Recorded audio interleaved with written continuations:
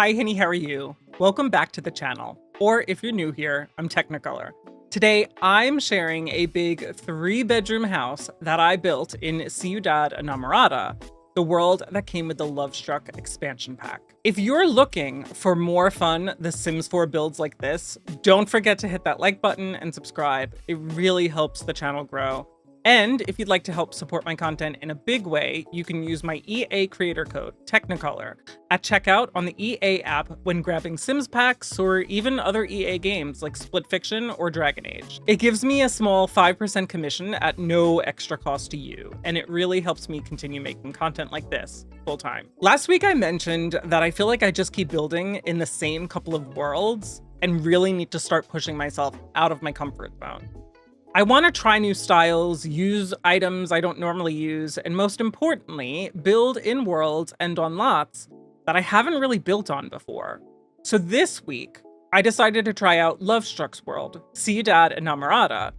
I was thinking about this, and I don't think I've ever built anything other than a shell challenge submission in this world. When I sat down to try to come up with what world I'd like to build in, I was kind of drawn here because even though it's one of the newer worlds in The Sims 4 and it's really beautiful, I don't really know how to make builds that fit in. The more I thought about that, I felt like that's been a common theme for me with most of the newly released worlds. I think I've been avoiding building in them because I'm not really certain how to design something that looks like it's meant for that world. Obviously, not all of the worlds in The Sims 4 give me this feeling, and I can find ways to make a build feel individual while also not looking out of place. I'm not really sure why I've been so nervous to tackle these other worlds, but I think this particular build has given me a new confidence in building. I should also mention, since I brought up shell challenges just now, that I'm actually going to be releasing a new shell challenge this Saturday over on my Twitch channel. If you're interested, I'll drop the link down below, but my community has been asking me when I'm going to start up a new shell challenge, and since the new expansion pack is dropping in a couple of weeks, it feels like a great time to do one. I think a lot of people can be intimidated by shell challenges, especially if they don't necessarily feel like they're a builder. It's really not necessary to be a builder for a shell challenge, at least in my opinion. I think the consensus is that these challenges are used as a way to get people excited about building and decorating. Since the exterior walls are set in stone, unchangeable, and most importantly, already created for you, the biggest hurdle for creating a build is already done for you. Sure, you do have to come up with an interior floor plan, but shell challenges can be, quite literally, challenging, because those exterior walls limit what you can do. Still, people always find a way to let their creativity shine, which again is the best part. I've had people turn my shells into a residential, a store, even multiple stores, and sometimes even come up with entire backstories for the build and its inhabitants. No pressure if it's not your thing, but if this sounds enticing to you, give it a try. I'll put the shell itself up on the gallery on Saturday, and then it'll be available for around a month afterwards. I'm even going to be touring the build on Twitch, and I'll probably share a video of the shell itself and what I've turned it into here on YouTube soon. I feel kind of awkward whenever I'm on here talking about my Twitch streams, but I do just want to mention one more thing before I get back to the build. While I don't just play The Sims over on Twitch, I do a lot of cozy and fun games that you might be interested in. Right now, I've been playing through Spirit of the North 2, which is a Nordic-inspired adventure game where you play as a fox, solving puzzles and saving the land. And I've also been playing games like American Truck Simulator and Mario Kart World lately. But while I post most of my building content here on YouTube, I do more Sims gameplay over on Twitch. More specifically, my Around the World's Legacy Challenge, where right now I'm focused on island living and raising triplets, one of which I just found out is a mermaid and therefore my heir for the next generation, which will be focused around my wedding stories. Wish me luck. Plus, we do have a new expansion pack dropping on July 10th. And since I am in the EA Creator Network, I typically get early access to new packs. So you can expect me to do a lot of streams covering Enchanted by Nature and the fairies we're finally getting. I may also be doing a giveaway, so you might have a chance to win the new pack too. But I promise. I'll stop rambling now and I'll get back to this build. I had something in mind for this build from the start. I knew I wanted there to be a lot of open space on the ground floor, while still having some kind of offshoot rooms. Basically, I knew I wanted the living room, dining room, and kitchen to all be open floor plan. But I did want some sort of privacy at the front of the house, so there'd be a space where the entrance would be separated from the living room. I thought that this might help lead your eye directly towards the kitchen and what I consider to be more of the gathering spaces. This might just be the way that I was raised, but I feel like if you're having people over, most of the excitement tends to be focused around the eating spaces, so the kitchen and dining areas. While the living room is also a big entertainment space, I just feel like it's always been kind of separated from the other two. So while this is technically all open, since the living room has that wall between it and the foyer, even with an interior window on that wall, it really helps to distinguish the living room as a separate space entirely. I'm not sure if this is making any sort of sense, but I hope you get what I'm trying to say. I also wanted the entry to have a little mudroom with laundry while having a view of the staircase and door to the backyard. To me, this just feels like a super welcoming and cozy floor plan, and I'm really happy with it. Past the staircase is a full bathroom right across from the dining room, and tucked behind that is a nice private office space that doesn't feel too small or like an afterthought. The second floor, however, was a bit more difficult to come up with a floor plan. Because of the placement of the stairs, I felt like it was hard to separate the floor into multiple rooms that felt natural. I also wanted this floor to feel a bit open, even though since the bedrooms would be up here, they obviously needed to remain private. So I decided to make the hallway's floor made of glass. Specifically, those island living floor panels. This works, in my opinion, only because this space is right above the pathway between the entrance and the door to the backyard. It does look slightly down onto the dining table, but I think it still works. Though it's really funny, I don't know if people would actually love this concept in the real world. My mom, for instance, would probably not be able to go upstairs. I remember this one time, the two of us went to an IKEA and it had this long escalator that led up to the main space. But once you got off the escalator and turned right, there was an elevator and then a railing so that you could see down below into the lobby. Neither of us realized it was there, but my mom kind of freaked out once we got towards that spot because she's not a huge fan of heights. So having a glass floor in your house might not be the best option for yourself or for guests, but it's The Sims, so it totally works, right? Anyway, I ended up splitting the floor into two wings. The primary suite is on the entire front half of the house, with 2 bedrooms and a bathroom encompassing the back half of the house.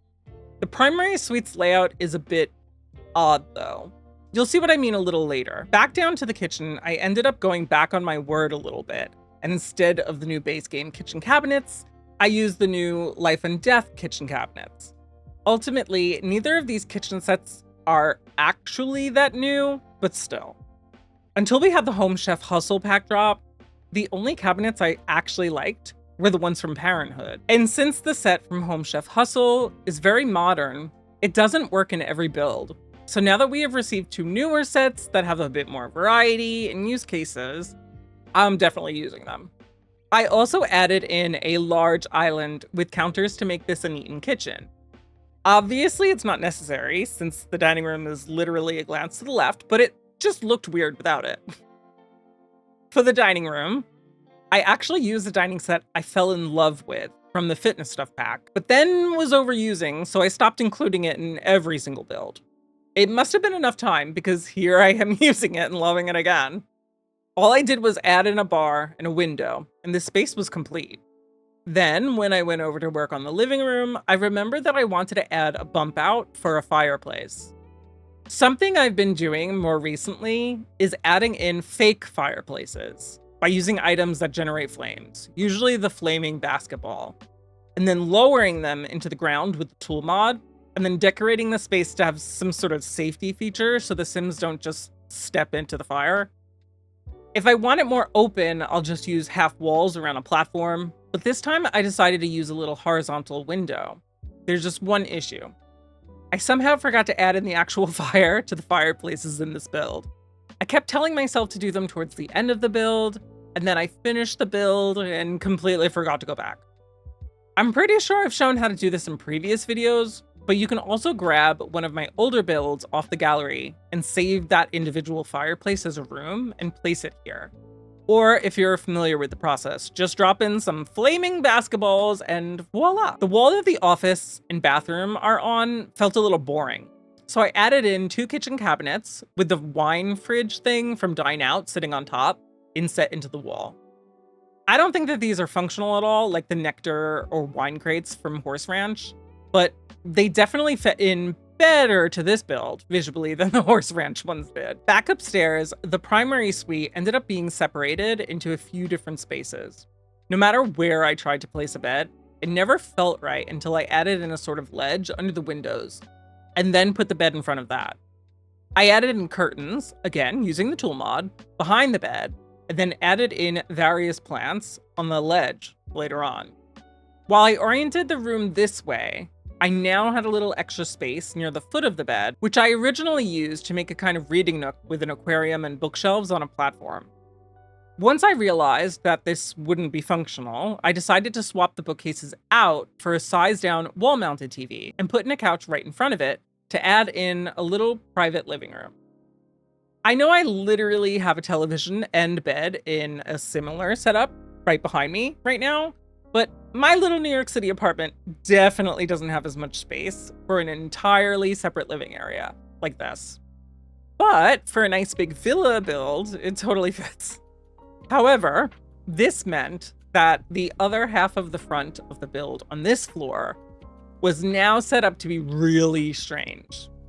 I decided to have a little mirrored hallway between the other parts of the primary suite and the bedroom, so that door into the bedroom leads into this space with a makeup vanity. This allows for there to be a separation from the sleep and TV space and the getting ready space. I don't know, work with me here, okay? Essentially, I divided the rest of the space of the suite into a walk-in closet and huge bathroom with dual shower heads, a tub, and even laundry. So technically, this build has 2 laundry areas.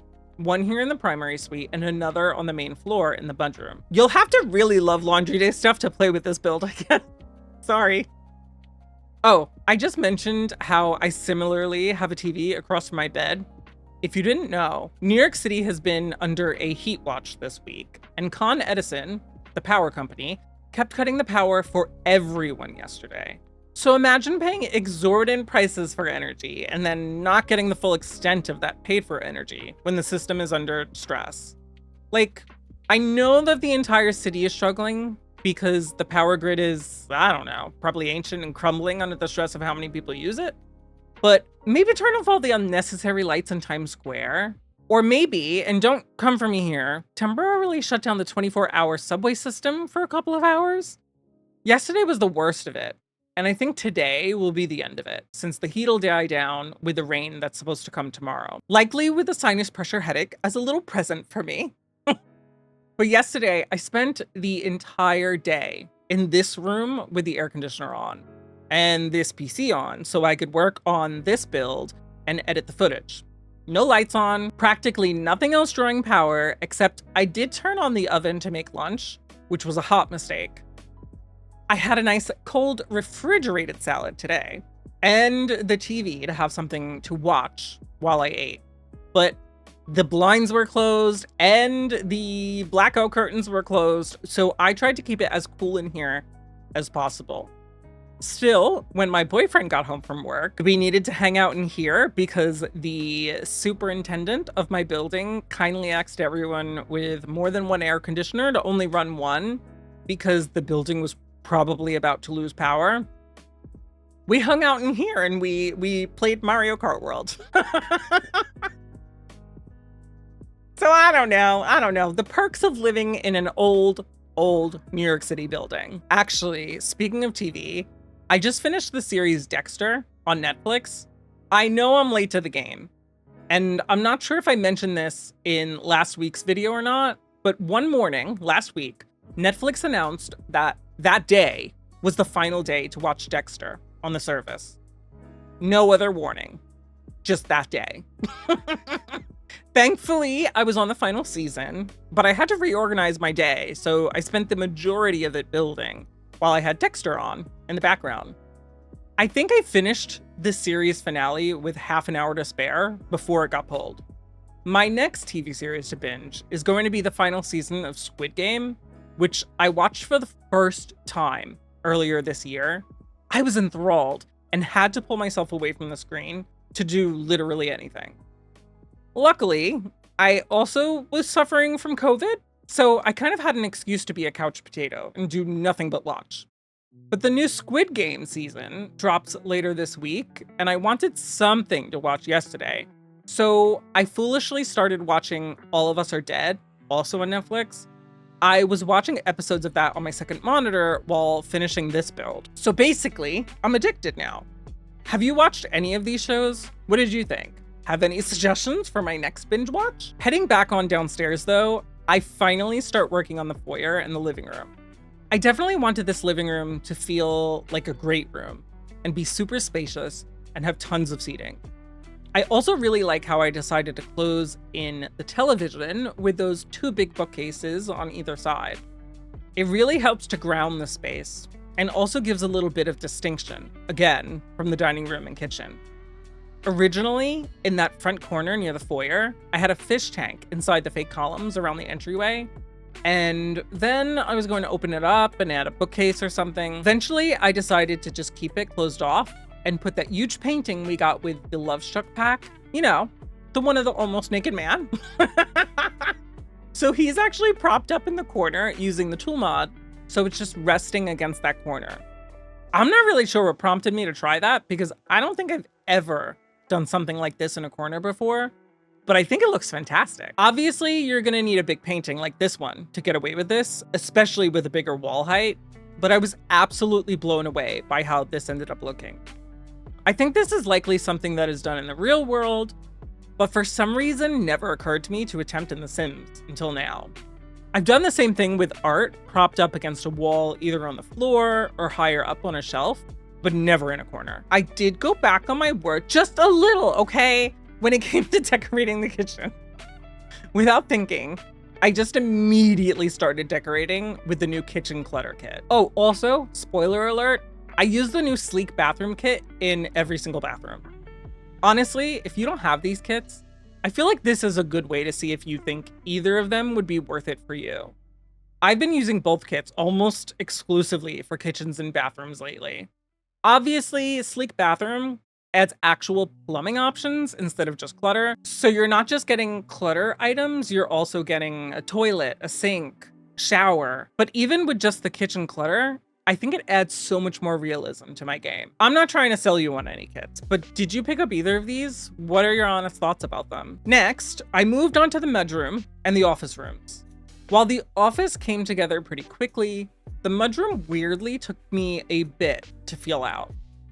I knew I didn't want any windows in there because the exterior walls were kind of statement walls, and so I didn't want to break that up with a window. And I think that might be what threw me for a loop. One of the first items I actually placed and then removed from the mudroom was the bookshelf I end up putting back in the exact same place as I first tried it in. I also added in a closet item, a bench, and used the space from the faux column to put in a laundry closet. The office uses a bunch of different packs, but I think they all work well together. I think I'm using a few kits here. Casanova Cave for the table, and I think the stereo. Secret Sanctuary for the chairs. Comfy Gamer for the desk, chair, and clutter. And then the Businesses and Hobbies expansion packs, bookshelves. Completely different vibes from each of those packs, but I was surprised at how well they work together in this room. Back upstairs to the other two bedrooms, I decided to divide the larger of the two into a shared bedroom for two teen sims. Their color palettes are similar, but their overall vibes are different, and it was super fun to have a line down the middle, splitting each space, while also making it obvious that these are two siblings who appreciate each other, as well as having their own space. So while they share some of the exact same furniture, dressers, beds, but in different swatches, they each were able to have their individual spaces decorated for their personalities. I didn't have specific Sims in mind for this build, but I could totally see myself playing in this house. In my Legacy Challenge, Around the Worlds, which is pack-based, I don't have a generation written up for Lovestruck just yet, but I definitely would want to use this house for it. Having my sim be able to afford it, however, is an entirely different issue. My current Legacy heir basically hated his parents and rejected his generational wealth, so he's making his own money, slowly, and giving back to the environment. It's great, but definitely makes it harder to think about designing future homes in that save. I'm so used to just having more simoleons than I know what to do with, but it's been refreshing going back to basics. Challenging, but refreshing. The other bedroom was kind of set up as a guest room or space for an elder sim. So they have their own bookshelf and reading nook, and their overall decorating style is a bit more minimal, but elevated. I do really like this room, and I think it definitely fits into the build, but it's so interesting to take a step back and see how each of the bedrooms contributes to the overall feel of the build. I think the teens room is obviously a bit more quirky and is dissimilar to the rest of the build, but still, at least in my opinion, fits in with the rest of the build. At this point, I basically put on the finishing touches to the interior and finally chose wallpaper for each room. I'm not really sure why sometimes I leave this until the last minute, but I think sometimes if I add it too early, I can get set into what the room can look like instead of being more creative. I also put down the flooring, which ended up needing to be a darker wood. I tend to use darker wood in many of my builds, so I was kind of disappointed I didn't branch out there. But using lighter wood just looks so out of place anytime I tried it here. Backing out to the exterior of the build, I started to have a lot of fun.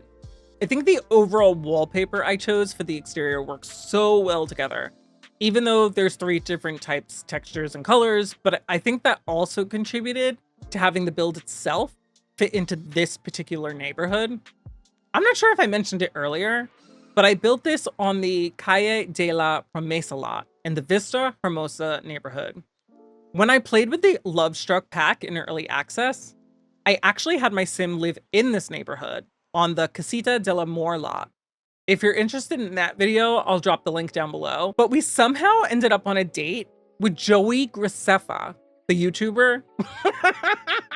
Somebody had made him into a sim and uploaded him to the gallery. And since the Cupid's Corner app that comes with Lovestruck allows you to pull in dating options directly from the gallery, we unknowingly ended up on a date with him. It was legitimately funny when we all realized what was happening. In the backyard, I added in a pool and eventually make the yard a bit bigger because it felt a little cramped with the pool. I decorated the back patio with an outdoor kitchen and picnic bench, and then added loungers and an outdoor fireplace near the pool. I also knew that I wanted to add in a basketball hoop and sort of driveway here. I know cars aren't a thing in The Sims 4, and there's 100% no cutout for a driveway for this lot, but the space just needed something, and I think this fits in with the world. Though I do add in a little planter with a big tree, so maybe a car actually wouldn't be able to get into this spot as easily, come to think of it. Whatever. But we're nearing the end of the speed build right now, so why don't we pop into the game and I can give you a little tour. So here we are in the game, and this is the house. Once you come in through the front door, you are greeted with this huge open space. On the right is the mudroom with laundry, and then on the left is actually a peek-through window to see into the living room. And then further on is the dining room and the kitchen. There is a full bathroom right here. And then right behind that is the office. This door leads you out into the back patio, which has dining. And then you have this whole pool area and lounge area. And then of course you have the basketball hoop and some trash cans in the front. On the second floor, though, you can see that I have these island living floor tiles. And then right here is that little hallway to get into the primary bedroom.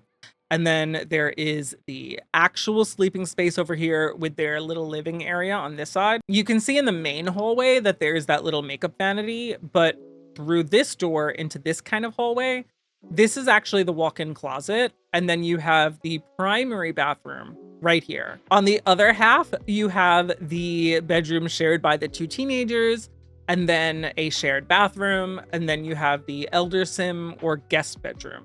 over here. But that is basically the entire build. Don't forget to use my creator code, Teknikolour, if you're planning on grabbing Lovestruck or any other Sims packs.